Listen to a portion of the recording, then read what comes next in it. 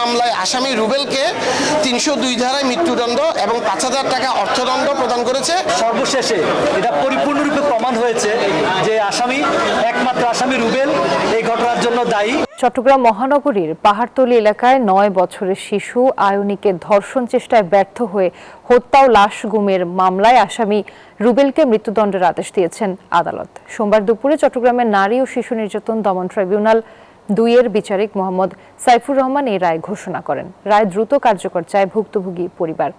রতন দাসের ছবিতে চট্টগ্রাম থেকে নয়ন বড়ুয়া জয়ের রিপোর্টে বিস্তারিত। ২০২৩ সালের ২১ মার্চ নিখোঁজের ৯ দিন পর পাহাড়তলী মুরগির ফার্ম এলাকার একটি ডোবা থেকে চতুর্থ শ্রেণীর শিক্ষার্থী আইনের গলিত মরদেহ উদ্ধার করা হয়।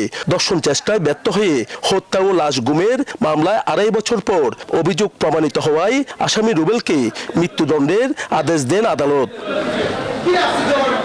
সোমবার দুপুরে নারী ও শিশু নির্যাতন দমন ট্রাইব্যুনাল ২-এর বিচারক মোহাম্মদ সাইফুর রহমান এই রায় ঘোষণা করেন। এই মামলায় আসামি রুবেলকে ৩০২ ধারায় মৃত্যুদণ্ড এবং ৫,০০০ টাকা অর্থদণ্ড প্রদান করেছে। সর্বশেষে এটা পরিপূর্ণরূপে প্রমাণ হয়েছে যে একমাত্র আসামি রুবেল এই ঘটনার জন্য দায়ী। রায় দ্রুত কার্যকর করার দাবি ভুক্তভোগী পরিবারের।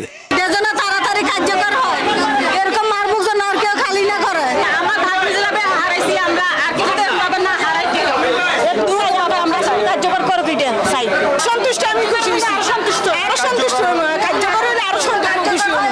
এই মামলায় ২৪ জনের সাক্ষ্য গ্রহণ শেষে মৃত্যুদণ্ডাদেশ দিয়েছেন আদালত। নয়ন বড়ুয়া জয়, নিউজ 24, চট্টগ্রাম।